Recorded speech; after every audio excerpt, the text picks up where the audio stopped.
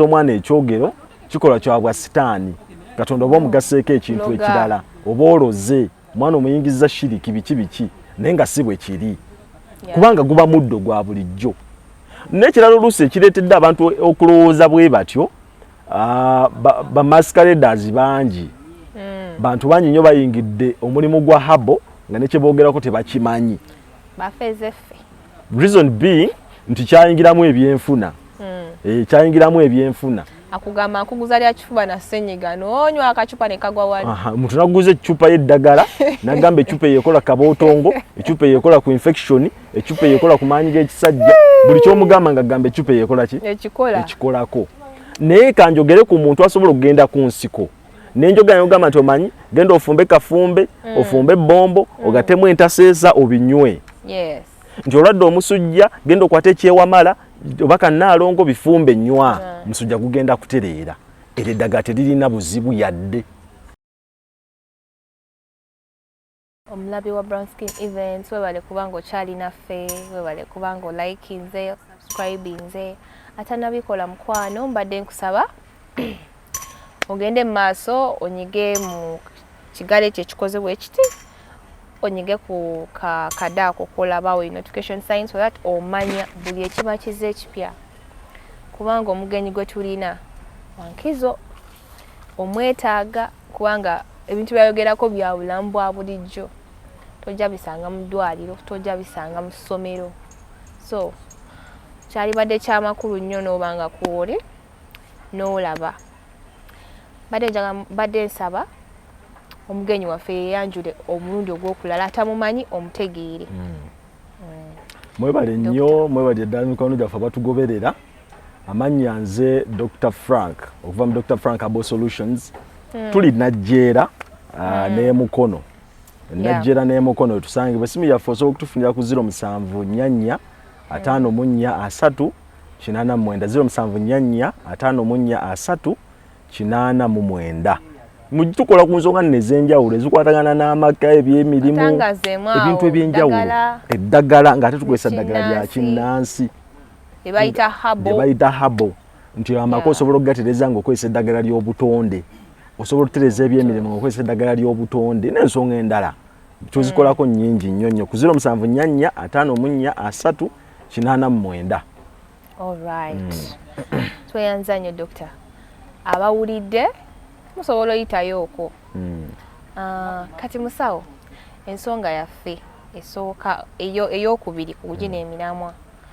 Omulamwa gwange guno mbadde nsaba otangazeemu abantu. Kubanga abantu abasinga eddagala ly'ekinnansi balirabanga eri amasitaani. Kati simanyi wawe bakijja. Njagala olambululemuko oba otuwe ku nsonga lwaki bakiraba bwe batyo.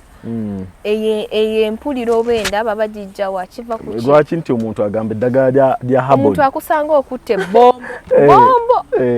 Nakulaba ddala nga gwoba kati basiraamu oba oli mushiriku balokolo sitaani okitegeera. So nga ate muddo buddo sisiina yadde akasayi kentonyezaako. Definitely. But someone natandika okwewala and it's serious nowadays.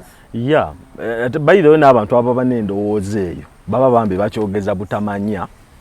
Naye olwo ebiseera ebisinga bireetebwa nnyo abo abantu abali influential, abantu aboogera ennyo ne bawulirwa nga bannaddiini, bannabyabufuzi, nti bwayimirira kumpi oba nayimirira mu bantu n'atandika okwogera ku kintu ky'atamanyi ng'akyogerako bubi.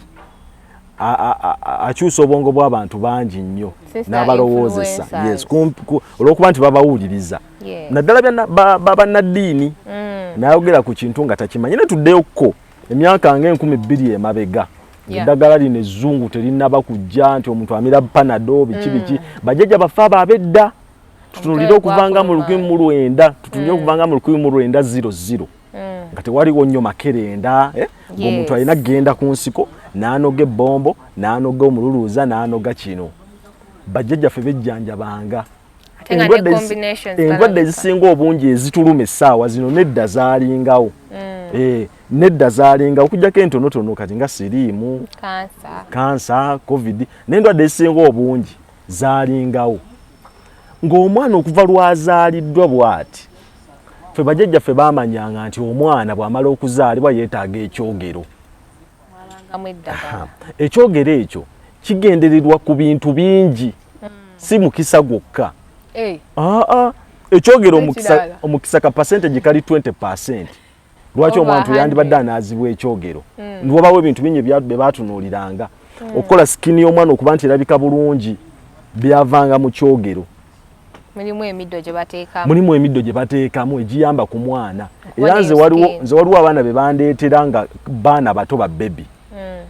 Nga baana bato. Naye ng'engeri gy'afaana n'obuuza maama we omwana ono mwamunaaza ekyogero nti nedda. Kitegeeza nti eddagala lino lyayinanga omugaso. Lyayinanga emigaso. Naye kati ne kijja ne kituuka oli n'agamba nti okunaaza omwana ekyogero kikola kya bwa sitaani. Katonda oba omugaseeko ekintu ekirala oba oloze omwana omuyingiza shiriki biki naye nga si bwe kiri. Kubanga guba muddo gwa bulijjo. N'ekirala oluusi ekireetedde abantu okulowooza bwe batyo, bamasqueraders bangi. Bantu bangi nnyo bayingidde omulimu gwa habo nga ne kye boogerako tebakimanyi. Reason being nti kyayingiramu ebyenfuna. Kyayingiramu ebyenfuna. Akugamba nkuguza lya kifuba na ssenyiga n'onywa akacupa ne kagwa wali. Omuntu naguza ecupa y'eddagala n'agamba ecupa eyekola kabootongo, ecupa eyekola ku infection, ecupa eyekola ku maanyi g'ekisajja. Buli ky'omugamba ng'agamba ecupa eyekola ki? Ekikolako. Naye kanjogere ku muntu asobola okugenda ku nsiko.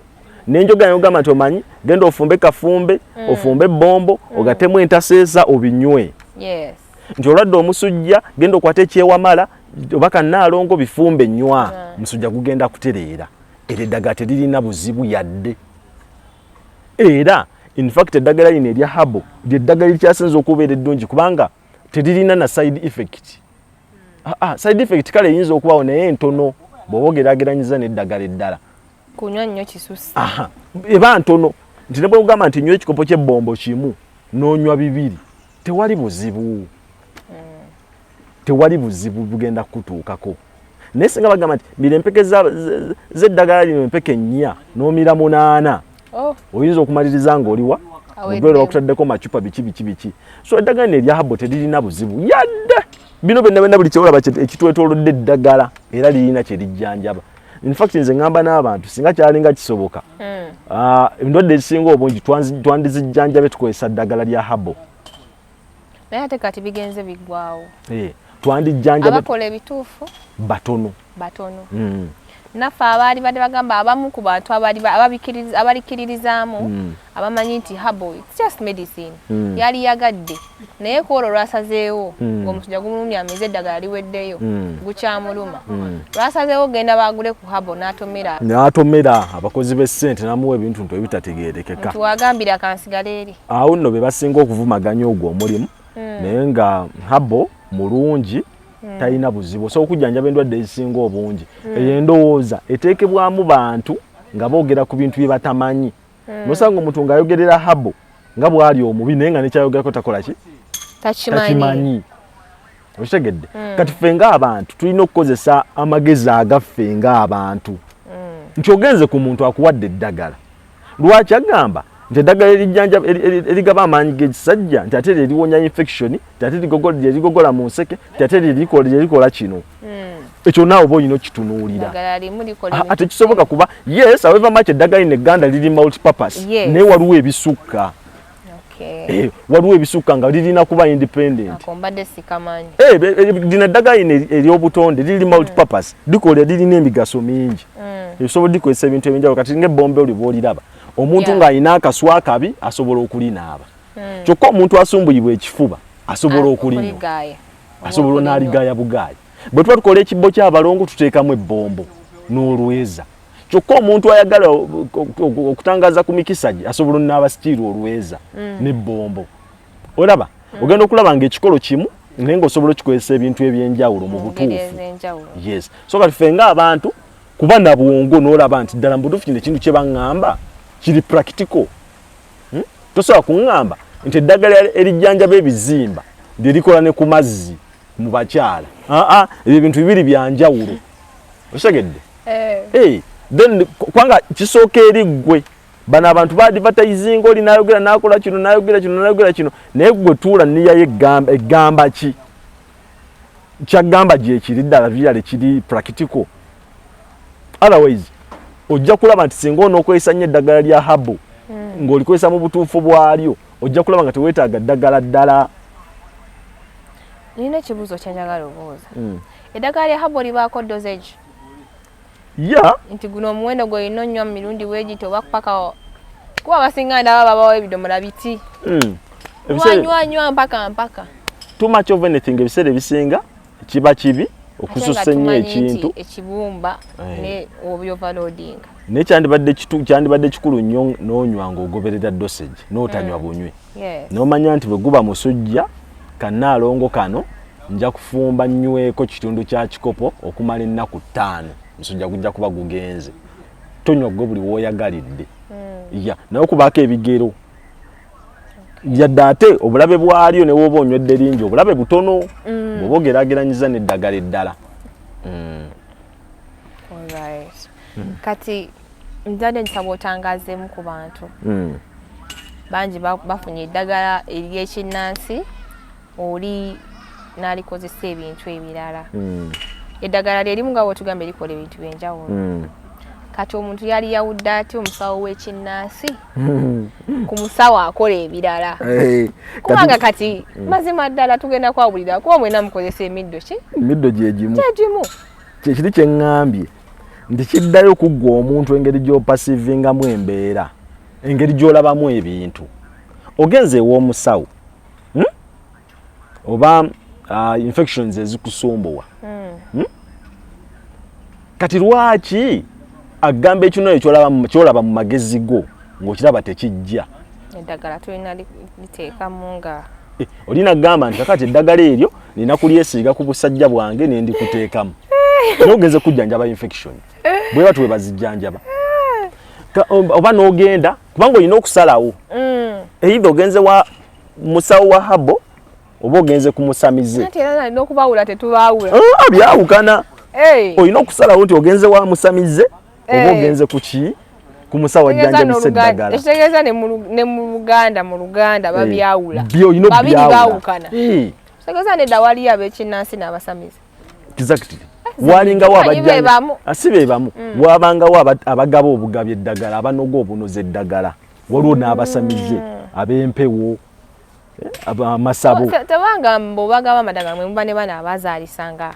Kati bamulerwa baabanga balala nga nabo bazaalisa naye nga bamulerwa bakyala babeeranga okwo ku kyalo nga bakyala bakulu bazaalisa. Manyi nti omukazi tulina omumenya bwe tuti n'azaala omwana nga mulamu bulungi abo bo bali paati. Naye kati waliwo gamba nti abasawo abajjanjabisa empewo n'otuula awo oli nagamba kakati munnange katukebere kakati ndabye wano nga waliwo gundi akuloga. Kati abo nange atunda eddagala ery'obutonde twawukana.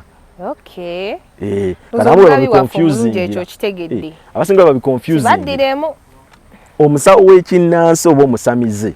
In fact omusamize nona atunda eddagala lya habo oba ery'ekinnansi baawukana. Nti bw'oba ogenze ku musawo nti njagala kunzijanjaba kabootongo. Kabootongo ate akwetagisa tuula mu ssabo mukube ensaasi mukube n'eŋŋoma. Nange sikitegeera simanyi bwe bikwataganira. Atakwetagisa kyova olaba kati abantu ng'ozzeeko ku branchi zaffe kati ngene y'enajjeera olaba nga buli kimu kiri well organized kiri in place. Njagala ddagala lino era nolaba nga bikebe bya ddagala. Mikebe gy'eddagala giri labeled bulungi nti kino bwe kiti ne balijja ne bali kupakingira bulungi ne bakubulira engeri gy'ogenda okulikozesa. Ye muntu ng'akozesa habo nti nzijanjaba. Omusawo wa habo waliwo by'atajjanjaba. Waliwo by'atajjanjaba. Tojja genda ku musawo atunda eddagala lya habo oba eryakabootongo oba erya infection n'omugamba nti omanyi jjajja badde njagala bankeberereko ko mu mpewo. Tabisobola kuba tabimanyi tajja bikola. Naye n'abakola ebyo nabo bakola ki? Nabo gye bali. So temba mulina okubyawula ne mutabi confusinga. Omulabi waffe omulungi owa Brown Skin Events kujjukiza nti obadde okyalaba show yaffe eno subscribinga likinga Dr. Frank agenda baako byabagamba. Twayogedde ku nsonga ya tuwota please stick on tokyusa twayogedde ku nsonga ebizibu bingi abantu bye bayitamu oli wa ddembe okubanga osobola okusigalako n'owuliriza n'akugamba kye weetaaga okumanya n'okubuuza musobola obuuza kubanga waali tagenda kuvaawo osobola obuuza ebibuuzo byo omulundi oguddako ne tubikuddamu n'akuwa response oba n'ogenda ne kugundize osobola otufollowinga ku TikTok oba ku TikTok wabeerayo solutions ez'enjawulo yes oba nojja n'otukyalirako tukola n'ebintu bingi manya abantu waliwo ekintu kye batamanyi naye waliwo ebintu ebyo byosobola okukozesa n'otereeza obulamu bwe nibwa omukyala nga olina remedies tolina infections osobola okukozesa cloves n'owona infection as simple as that table baziyita batya home table remedies obuntu obwo obwewako obwangu nagenda mu ddwaliro n'otalinda mbeera kusajjuka so ku peegi yaffe eyo gye buli obuyitirivu obukolera ddala nnaate naye n'eddagala bw'obanga okwesiza eddagala ettuufu eryo ery'ekinnansi bannange ddungi before otonabakobeere musajja gwe simanya maanyi ga kisajja before nga tonaba kwekamirira vayagula waliwo eddagala ly'obutonde ly'osobola okunywa ate ng'ogenda linywa likole ku bintu n'ebirala by'otaagenderedde omusajja nga tolina maanyi ga kisajja osobola okukwata emirandira gya kamyu n'oginywa n'ofuna bulungi amaanyi tipu yiyo emirandira gya kamyu genda ofune kamyu naye emirandira kamyu yasiibwa bwati naye funa emirandira gifumbe nga mika bulungi nywako kitundu kya kikopo oba funa cucamba bamumanyi ofune galiki obikubire wamu nga juice n'akatungulu buno obutungulu obwa bulijjo obikubire wamu nga juice onywe ndoza muwulira baddiya so bintu byangu nnyo stick on tukyamulina wali gwe buli kyoyagala omukazi muzimanya amazzi gange gakalira funa akasagisaji atakamanyi ajje waliwo tukamanyi jangu nebyo ebintu ebibeereyo kati mulaba komiti kutera okuzimbako ebiwuka ne kizimbako engeri y'ekiswa bwekiti kibayita akasagisaji waliwo n'ebizimba mu nnyumba kati ako kakali akasagisaji bakazimba ku muti ate ddyo teriba ttaka buli obuwuka buba bwafuna butiititi bugenda bugatta butiititi era tukawanulayo ne tukasekula kabamu obuwuka nga bungi n'okasekula n'okasiika bulungi ne kafuuka ka black n'okafumba n'ogattamu olusiiti oba olutungotungo n'olyoka okola kye bayita amazzi okyasaba ki va ku bino nebakuwa empeke n'ogya ensonse gamba okola amazzi okyalagawa abata nawe natuuka gy'alaga otera obiwulira ebyo empeke n'agya ensonse n'agamba bannaye nagenda otuuka eri n'akola agazzi nga galinga menyira ate abasajja ffe tuba tubiwulira nti ebyo bizzi bikolerere naye akasagisajja okolera ddala amazzi gali nga gali piwa bw'omala onywa akasagisajja funa n'ekiviira kiteeke ku buliri girl child stick on tokyusa tonyiga ku channel endala yonna stick with us Brown Skin Events era oba otaba ebintu byaffe tubeerangako tulina ne shows endala nnyingi but for now Dr. Frank tumulina mu 5 agenda kati ababuliddeko tips esinga okya ova kufa ogendawa oyagala agenda kuwanga bibyo ebintu ebyangungu n'onaaba ku kyogo n'okola ki biri purely herbal. The medicine is here seated with you. You are watching. So badi aba sweetheart.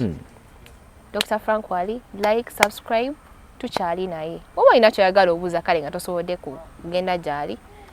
You can type it tujja bisangayo. Aina ne TikTok account. TikTok account Dr. Frank. Eri mitwalo ndowooza nga 14. Yes. Kale.